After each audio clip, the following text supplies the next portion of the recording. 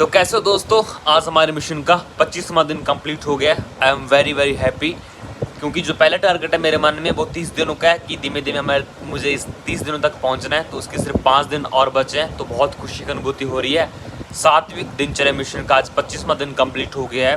तो आज एक क्वेश्चन पे बात करेंगे। मैंने कुछ दिन पहले व्हाट्सएप पे स्टेटस डाला था कि मैं मौन में जा रहा हूँ, तो बहुत मित्रों के क्वेश्चन आए कि आप तो मौन में जाने के लिए बोल रहे थे, है ना, मौन में हो फिर भी आपकी वीडियोस कैसे आ रही हैं, या ऐसे तरीके के मन में लोगों के क्वेश्चन थे। ठीक है, तो मैंने कहा था कि मैं उपांशु मौन में जाऊंगा। तो बहुत सारे मित्रों को उपांशु मौन क्या होता है इसके बारे में भी नहीं पता था। ठीक है, तो आज बात करेंगे कि ये मौन किस प्रकार के होते हैं और कैसे हम समय के हिसाब से आप जो समय अनुकूल हो उस मौन में जाके अपने आप को और गहराई साधना में कैसे डीप में लेके जा सकते हो।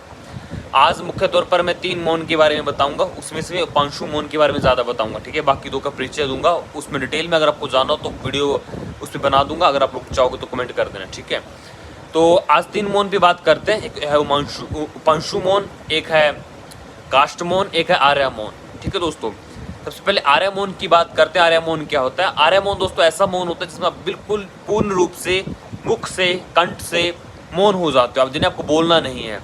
ठीक है, तो बोलना नहीं तो दूसरा ऑप्शन आता है, चलो ठीक है बोल नहीं सकते हैं, इशारों से बात कर सकते हैं। नहीं दोस्तों, आर्य मौन में ना तो आपको किसी से आई कनेक्ट करना होता, आपको चलना भी तो आप नीचे गर्दन झुका के चलते हो। ठीक है, आप आई कॉन्टैक्ट से, संकेतों से, इशारों से, लिख कर किसी से बात नहीं कर सकते हो।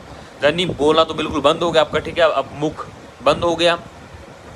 दूसरा है लिख के किसी से बात नहीं कर सकते आप, आई कॉन्टैक्ट से किसी से बात नहीं कर सकते, इशारों से किसी से बात नहीं कर सकते। इसको हम बोलते हैं आर्य मौन। दूसरा दोस्तों काष्ठ मौन।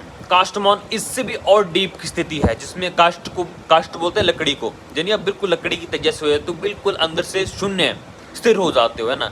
इस तक पहुंचने के लिए योगी को, एक साधु को बहुत समय लगता है। काष्ठ मौन एक बहुत उच्च अवस्था है। ठीक है, इसमें ये सारे मौन तो जो आर्य मौन में बहुत होते ही होते हैं। ठीक है, भीतर से व्यक्ति पूर्ण रूप से मौन हो जाता है, क्योंकि आर्य मौन में जो चीज़ें बताई वो बंद हो जाती है। तो जरूरी नहीं कि मन भी बंद हो जाए, हो सकता है मन में विचार चलते रहे, है ना, चलेंगे ही। लेकिन काष्ठ मौन में साधक बहुत उच्च अवस्था में पहुंच जाता है, वो बहुत ही एक लकड़ी की तरह यानी बिल्कुल स्थिर हो जाता है। ठीक है, अब आता है उपांशु मौन।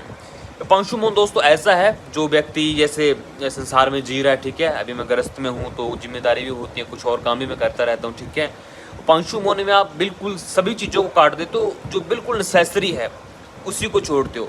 जैसे मेरे लिए नेसेसरी है कि मैं रोज़ वीडियो बनाऊँ। ठीक है, मैंने अपने आप से वादा किया हुआ है और आप लोगों तक संदेश पहुँचता रहे, बस इसके लिए मैं बोलता हूँ। ठीक है, बाकी जो डेली यूज़ की कुछ चीज़ें जहाँ मुझे बोलना पड़ता है वहाँ बोलता हूँ। बाकी मैं 24 घंटों में ज़्यादा से ज़्यादा मौन रहने की कोशिश करता हूँ।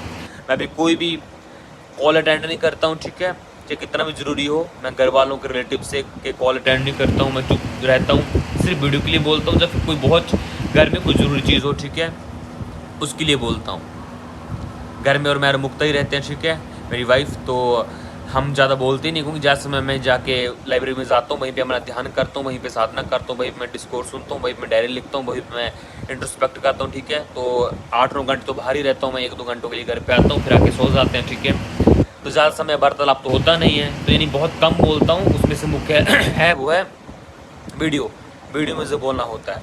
तो उपांशु मौन का मतलब है कि आप इस तरीके से प्रैक्टिस कर सकते हो, सारी चीज़ों को हटा दीजिए। ठीक है, जो बहुत ही ज़रूरी है उसके लिए बोलिए। इसमें ना तो आप कोई कॉल अटेंड करते हो, ठीक है, तो आपको बिल्कुल ही प्राणों भी आ जाए तब आप बात कर सकते हो। ठीक है, मैं कोई कॉल अटेंड नहीं करता, कोशिश करता हूँ। ठीक है, बाकी सब मैंने चीज़ें बंद की हुई हैं, जो मुझे लगता है कि जो मेरे लिए सहायक है ना, जो मेरी साधना, जो मिशन से संबंधित हैं, जैसे वीडियो बनाना, उस पर मैं सिर्फ एक्टिव रहता हूँ। बाकी सब चीज़ों को कट कर दिया जाता है। तो उपांशु मौन से आप शुरुआत कर सकते हो कि अगर आप कॉलेज में पढ़ते हो, ठीक है, कि फालतू बात नहीं करोगे आप। ठीक है, ज़्यादा से ज़्यादा मौन में रहने की कोशिश करोगे। तो मैंने शॉर्ट में तीनों मौन बताए हैं, और इस पर अगर आपको क्वेश्चन हो तो आप पूछिएगा। ठीक है, मैं उपांशु मौन की प्रैक्टिस कर रहा हूँ, मैं ज़्यादा समय मौन में रहता हूँ। बाकी मिशन बहुत अच्छा चल रहा है, मुझे बहुत खुशी है कि ये देखो दोस्तों, एक चीज़ समझो, 25 दिन तो बीत ही जाने थे।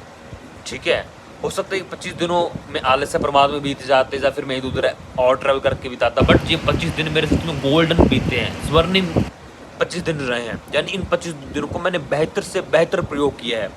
मैं कुछ करता जाना करता दोस्तों, 25 दिन तो गुजर ही जाते हैं। ऐसे समझो, कुछ करो जना कुछ करो तो वक्त तो गुजर ही रहा है। कहानी आपको लिखनी है, वक्त बीत रहा है, आगे बढ़ी, कुछ कहानी लिखिए। उम्मीद आप समझोगे। प्रणाम।